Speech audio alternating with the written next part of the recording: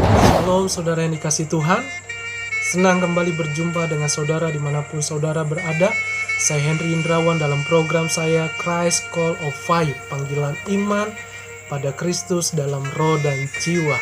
Tema yang saya angkat berbicara tentang air matamu tidak sia-sia di hadapan Tuhan, sebab ditaruh di kirbatnya.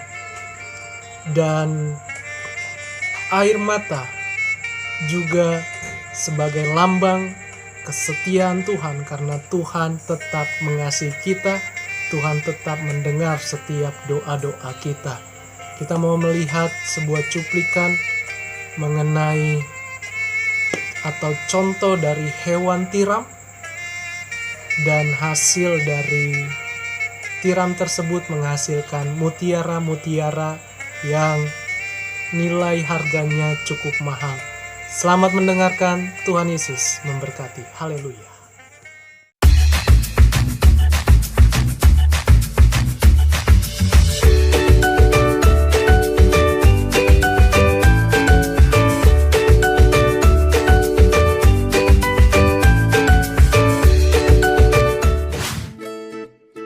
Wah, hewan apa ya ini?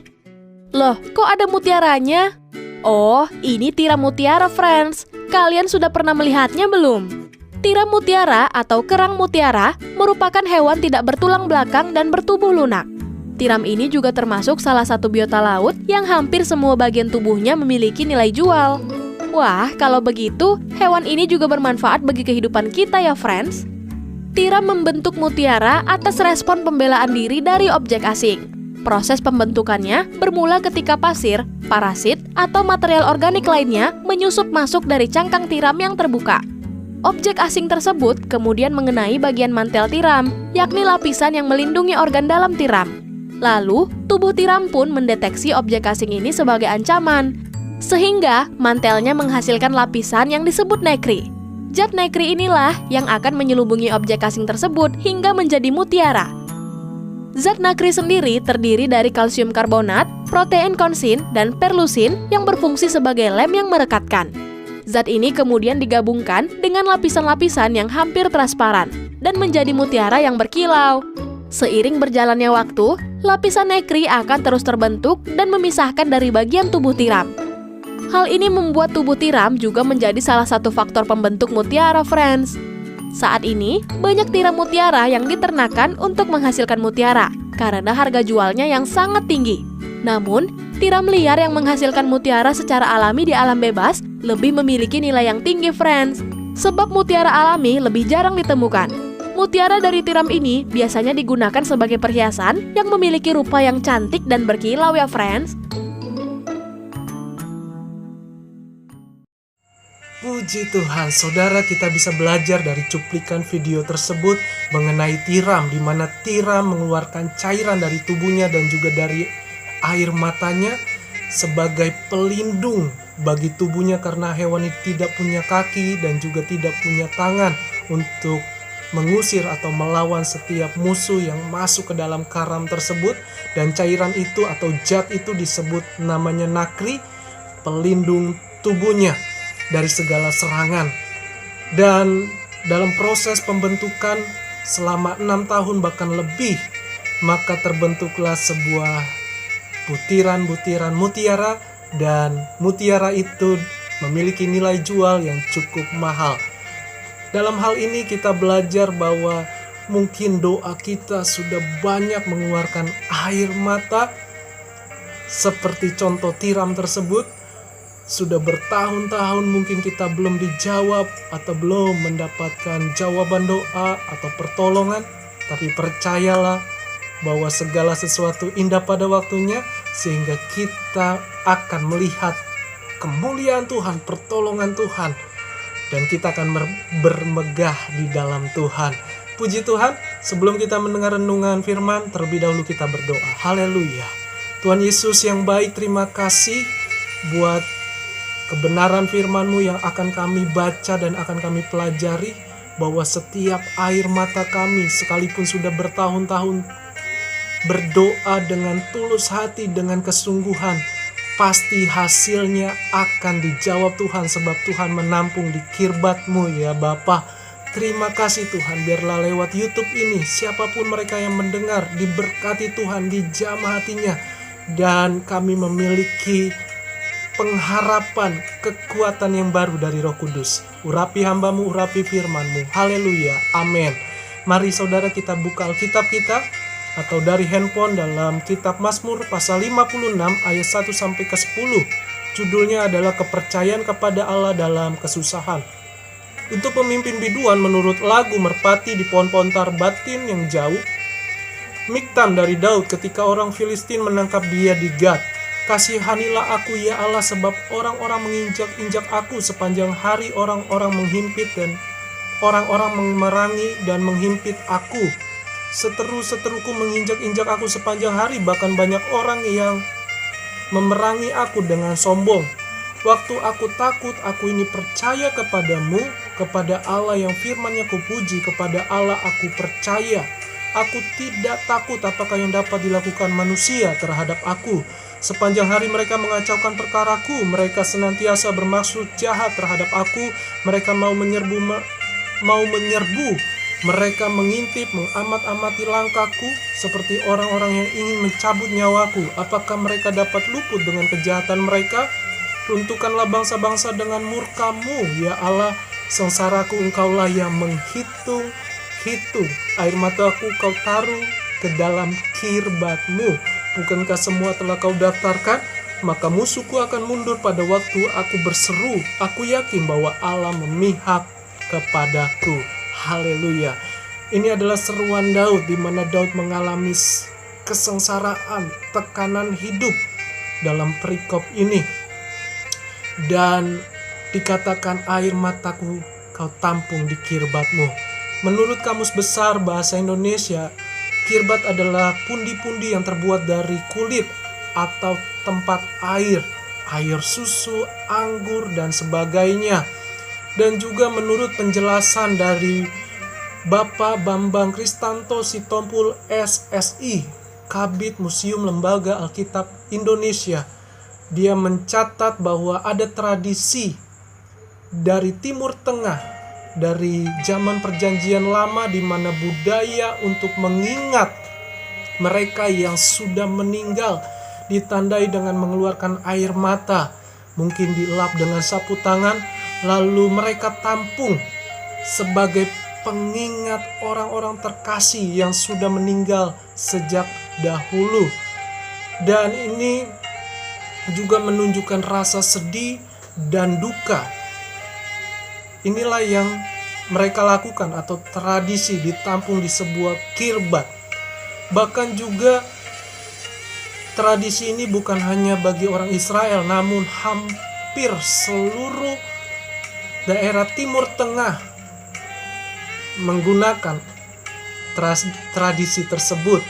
Seperti contoh makam dari raja-raja Mesir, banyak ada botol-botol atau sebuah kirbat yang menampung air mata ditaruh di botol-botol tersebut.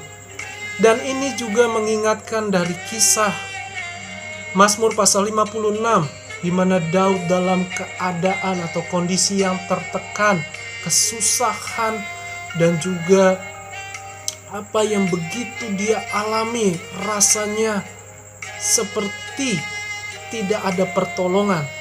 Tapi responnya berubah ketika dia mengingat Allahnya, sehingga sikapnya lebih percaya dan lebih yakin akan pertolongan Tuhan. Di mana ayat 4 tadi berkata, aku ini percaya kepadamu. Ayat 5, kepada Allah, firman-Nya kupuji, kepada Allah aku percaya. Karena kondisi Daud terjepit ketika dia lepas dari kejaran, yaitu Raja Saul, lalu dia ditangkap oleh pegawai-pegawai Akis, Raja kota Gat, musuh orang Israel juga. Ibarat contoh seperti sudah keluar dari mulut singa, masuk lagi ke mulut harimau. Sudah tertimpa tangga pula. Jadi rasanya dia benar-benar mengalami tekanan. Dikatakan ayat-ayat tersebut bahwa sepertinya dia selalu dihampiri. Dia rasa terjepit, dia rasa keluh kesah atau apapun yang di luar kemampuan Daud. Tetapi Tuhan tetap mengasihi Daud. Tuhan tetap mengingat kepada anak-anaknya, seperti kita yang selalu mengalami pertolongan dari Tuhan Yesus.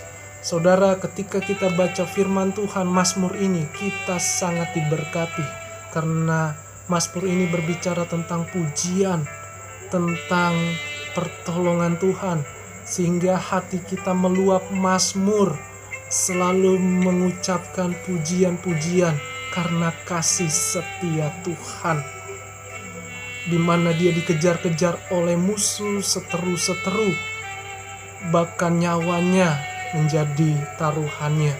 Tetapi Tuhan tidak pernah meninggalkan dia. Ketika kita baca ayat ini, Tuhan tidak pernah melupakan Daud. Tetapi Daud yakin bahwa Allah yang melepaskannya. Sekalipun dia waktu dikejar oleh Raja Akis, dia pura-pura gila. Tuhan berikan hikmat kepada dia sehingga dia terluput, lepas dari Raja Akis tersebut. Dan dia yakin bahwa itu cara Tuhan. Kelihatannya aneh, tetapi itu cara Tuhan. Seringkali dalam kesesakan kita, Tuhan tidak pernah kehabisan cara untuk menolong kita. Jadi saudara, air mata kita, setiap doa kita ditampung di kirbat Tuhan. Kita mau belajar dari kasih setia Tuhan. Air mata yang pertama, di mana Tuhan tampung di kirbatnya, yaitu lambang kekuatan. Dunia boleh berkata air mata tanda menyerah, tanda putus asa, tanda tidak ada pengharapan. Tetapi di dalam Kristus adalah kekuatan. Dikatakan di sini miktam dari Daud. Miktam itu artinya mazmur emas.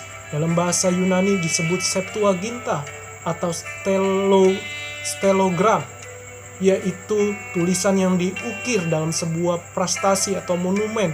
Berarti memiliki nilai seperti para pahlawan yang diingat di sebuah monumen. Tahukah saudara, air mata kita seperti para pahlawan, memiliki nilai contoh para pahlawan, nilai ilahi. Air mata kita tidak ada yang sia-sia, tapi menjadi kekuatan bagi kita karena Tuhan. Yang kedua, air mata sebagai lambang sukacita dari Tuhan. Dikatakan tadi ayatnya, sengsaraku engkaulah yang menghitung-hitung, air mataku kau taruh di kirbatmu. Jadi Tuhan tidak pernah melupakan kita. Sekalipun kelihatannya kita sengsara, padahal Tuhan sedang menguji kita, memperhatikan kita. Sehingga segala doa kita tidak ada yang sia-sia. Dan yang ketiga, air mata sebagai perlindungan dari Tuhan atau pembelaan Tuhan. Dikatakan ayat 10, maka musuhku akan mundur waktu aku berseru, sebab Allah telah memihak kepadaku. Jadi air mata adalah sebuah pembelaan dari Tuhan dan juga sebuah perlindungan dari Tuhan. Jadi jangan cari jalan pintas atau cari dengan kemampuan kita yang terbatas ini, tetapi berdoalah kepada Tuhan dengan tulus hati, mengeluarkan air mata. Maka Tuhan akan menjawab setiap doa kita. Seperti beberapa kali saya berdoa dengan tulus, ada saja berkat Tuhan yang datang ke rumah saya. Tuhan begitu memelihara keluarga saya dalam keadaan yang terjepit, dalam kondisi yang tidak enak, tapi Tuhan tidak pernah melupakan. Itu yang saya bisa bagikan. Jangan lupa like, komen, dan subscribe. Bagikan channel ini supaya nama Tuhan dimuliakan. Shalom, Tuhan Yesus memberkati. Haleluya.